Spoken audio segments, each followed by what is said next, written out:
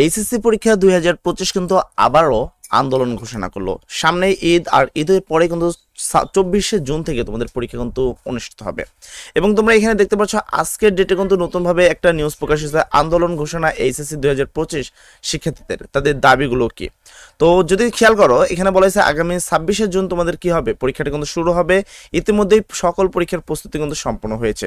এবার সেই সম্পর্কিত একটা নিউজ কিন্তু প্রকাশ হয়েছে আজকের ডেটে, অর্থাৎ তুমি দেখতে পাচ্ছ আজকের ডেটে যে এইচএসসি পরীক্ষা 2025 আবারও আন্দোলনের একটা প্রচেষ্টা করছে এবং আন্দোলন তারা করার চেষ্টা করছে। এবং এই আন্দোলনের কর্মসূচির মাধ্যমে, এই আন্দোলনের যে কর্মসূচি রয়েছে তাদের দাবিগুলো কি তারা করতে পারে, আসলে ঈদের আগে এই দাবিগুলো আসলে কতটুকু যৌক্তিক, এবং সর্বশেষ পর্যন্ত শিক্ষা মন্ত্রণালয় তাদের কি বললো সেই বিষয়টা নিয়ে আবারও জানি। তো আগামী 26শে জুন শুরু হচ্ছে এইচএসসি 2025 পরীক্ষা। ইতিমধ্যে পরীক্ষার সকল প্রস্তুতি সম্পন্ন করেছে শিক্ষা বোর্ড, কিন্তু শিক্ষার্থীরা আন্দোলন ঘোষণা করে দিয়েছে। 3 দফা দাবিতে তারা আন্দোলন করছে, তার মানে তাদের 3টা দাবি রয়েছে। ইতিমধ্যে মানববন্ধন কর্মসূচি ঘোষণা দিয়েছে এইচএসসি শিক্ষার্থীদের এক অংশ। তো আমরা যদি এখানে দেখি, এখানে একটা জিনিস দেখাবে, জাস্ট আমরা একটু দেখার চেষ্টা করব। তো এইখানে যদি দেখো, এখানে কিন্তু মেন যে ওয়েবসাইট আছে সেই ওয়েবসাইটে চলে গেল। এখানে ক্লিক করার পরে তুমি দেখতে পাচ্ছ যে এখানে ক্লিক করার পরে কি মেন ওয়েবসাইটে চলে গেল। আচ্ছা, আমি এই বিষয়টা নিয়ে আসছে। সামাজিক যোগাযোগ মাধ্যমে তারা জানায় বুধবার সকাল 10টায় শাহবাগে তারা অবস্থান কর্মসূচি গ্রহণ করবে। তার মানে কত, ভালো করে বুঝবা, বুধবার মানে আগামীকাল সকাল 10টায়, বুধবার সকাল 10টায় শাহবাগে তারা কি করবে, অবস্থান করবে। যদি শিক্ষা মন্ত্রণালয়ের দাবি না মানে তাহলে পরবর্তীতে কর্মসূচি পরিমাণ বৃদ্ধি করা হবে।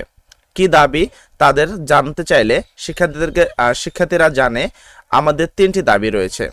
দাবি নাম্বার 1, পরীক্ষা 2 মাস পিছিয়ে দিতে হবে। বিগত সালের ন্যায় নিয়ম অনুসারী পরীক্ষা গ্রহণ করতে হবে। তারপরে অকৃত কার্য শিক্ষার্থীদের সাপ্লিমেন্টারি পরীক্ষা গ্রহণ ও গ্রেস মার্ক পদ্ধতি তোমার কি কার্যকর করতে হবে। তাহলে তাদেরকে 3টা দাবি রয়েছে। তো এখানে বলেছে অতিরিক্ত কোনো নিয়ম কানুন চালু করলে আমরা তা মেনে নিব না। এছাড়া রাজনৈতিক ও বন্যার কারণেও আমাদের পড়াশোনা অনেক ক্ষতিগ্রস্ত হয়েছে, তাই 26শে জুন পরীক্ষা দেওয়া আমাদের পক্ষে সম্ভব নয়।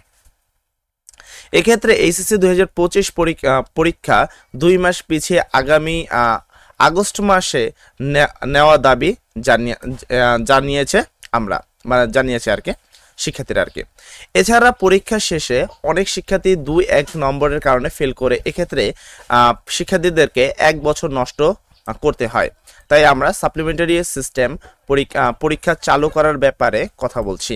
এছাড়াও শিক্ষকের বিভিন্ন সময় শিক্ষার্থীদের 1-2 গ্রেস নাম্বার হিসাবে দেয়, যা একজন শিক্ষার্থীকে পাস করতে অথবা A+ পেতে সহায়তা করে।